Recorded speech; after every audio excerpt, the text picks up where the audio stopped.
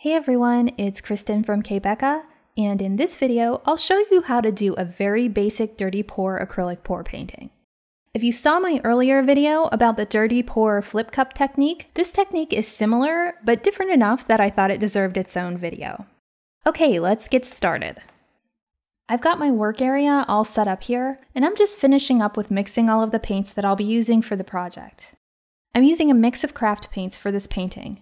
I've got Americana brand Melon, and I've mixed that with folk art Wicker white to make a light peachy pink color. I ran out of the Wicker white midway through mixing, so I used Martha Stewart wedding cake for the white also.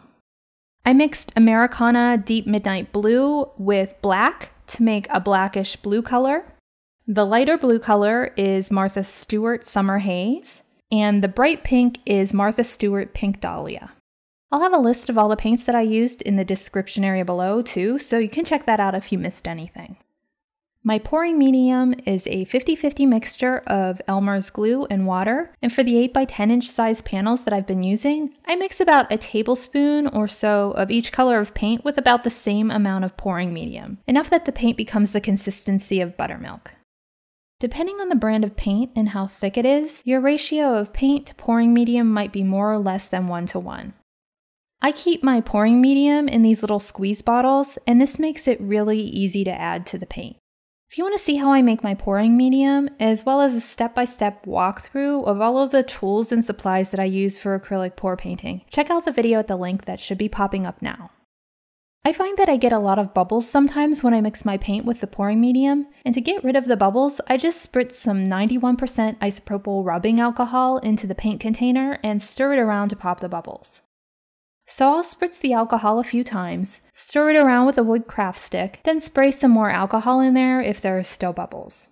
I repeat this process as many times as needed to get rid of the bubbles. After I've debubbled all of the paint colors, we're just about ready to pour. I have an 8x10 inch canvas panel here, and I have my 4 little plastic shot glasses on a foil tray so the canvas panel is raised off the surface, which will allow the paint to easily run off the sides. At this point, I've used this setup enough times that the runoff paint has basically glued the shot glasses in place, so I don't have to worry about those moving around. So for this painting, we're going to do a basic dirty pour. And a dirty pour is basically what you call it when you pour all of your paints into one cup before pouring them onto your canvas, as opposed to pouring each color onto the canvas separately. So it's a really simple technique. You could pour all of your paints into a clean cup, but I usually just choose one of the colors and pour the rest of the colors into it. This time, I'm pouring all of the colors into the cup that has the really dark blackish blue paint. I always like to keep a little of each paint color in its original cup in case I want to add it to specific areas of the painting later. I had a lot of the peachy pink paint since it took me a lot more white than I initially thought it would to lighten it to the color that I wanted, so I'll keep more of this color in its cup. Alright, I have all of my colors in the cup, and at this point, if you wanted to, you could dip one of the wood craft sticks into the cup and draw it across the cup once or twice to mix the paint a little, but this step is completely optional, and for this project, I'm just going to leave the paint as is. If you saw my earlier video with the dirty pour flip cup technique, you might remember that I flipped the cup over onto the canvas then lifted it off at this point, but for this project, we're doing a very basic dirty pour, so I'll pour the paint onto the canvas by hand.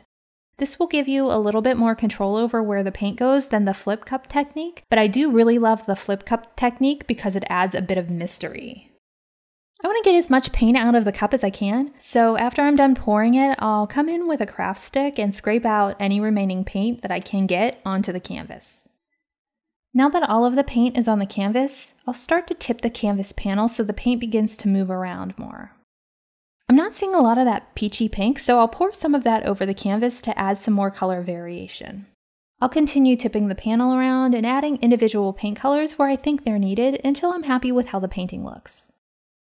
I noticed that a lump of dried paint had gotten onto the painting at some point. I probably mixed it in with one of the paint colors earlier, so I'll just get in there with my hand and fish that out before continuing. When I'm happy with how things are looking, I'll set the canvas panel down onto the plastic shot glasses. I do have some little areas of bubbles going on, so I'll come in and give things a quick spritz with the alcohol to pop them. I'm really liking what's going on in the lower right corner there, and all along that right side actually, and in the bottom left corner too. The grain and parallel lines of color remind me of the interior of an agate stone, and I love that look. And I think that the colors give it kind of an 80s punk vibe. I even had some small cells going on in this painting. Usually you'll need to add some sort of silicone additive to get cells, but sometimes they do happen with just the paint and pouring medium. I think that little spritz of alcohol earlier actually helped some of those cells open up too. All in all, I'd say this was a pretty good pouring day. Now I'll allow the painting to dry completely, and it usually takes about 24 to 36 hours with these canvas panels and the amount of paint that I use for the paintings. As the paint dries, it'll continue to move around a bit more, so it's always a fun surprise when you see the painting after it's dry. You can find a full list of supplies used in this video in the description area below, or in the area below the video if you're watching on k.becca.com. I hope that you found this video to be helpful, and if you'd like to see more acrylic pour painting videos, please give this video a thumbs up and consider subscribing to my channel. Thanks for watching, and I hope you'll tune in again soon.